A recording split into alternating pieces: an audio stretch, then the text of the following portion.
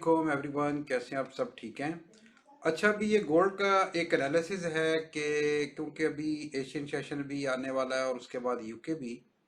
तो एनालिसिस ये है कि अगर हम गोल्ड को देखें तो गोल्ड जैसा कि ना अपना low, higher low, higher low, higher low बनाता हुआ ना प्राइस ऊपर जा रही है, जो कि एक bullish momentum, strong bullish momentum का साइन है। ठीक है।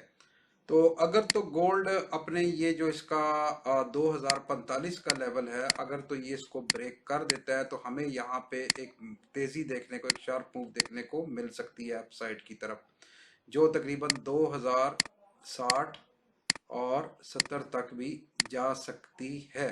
ठीक है। अगर ये 2045 जो इसका एक बहुत ही क्रिटिकल लेवल है, अगर इसको ये ब्रेक कर देती है, क्योंकि प्राइस एक्शंस के हिसाब से अगर हम देखें तो प्राइस में हमें कहीं पे भी कोई जो है कोई ऐसी सेलिंग जो है ना इसमें नज़र नहीं आ रही फिलहाल तक, अभी इस वक्त तक। ठीक है।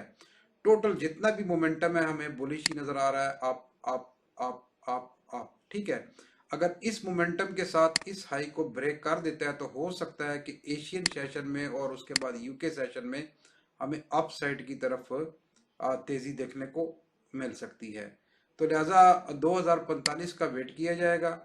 अगर तो 2045 का ब्रेकआउट हो जाता है तो फिर ये अप साइड की तरफ मजीद प्राइस जा सकती हैं।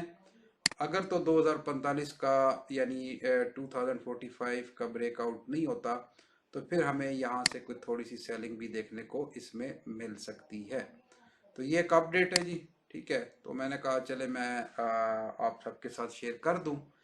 बाकी आप अगर देखें मोमेंटम को तो फिलहाल तक तो इसमें कहीं पे भी हमें सेलिंग शो नहीं हो रही किसी भी लेवल के ऊपर। ठीक है।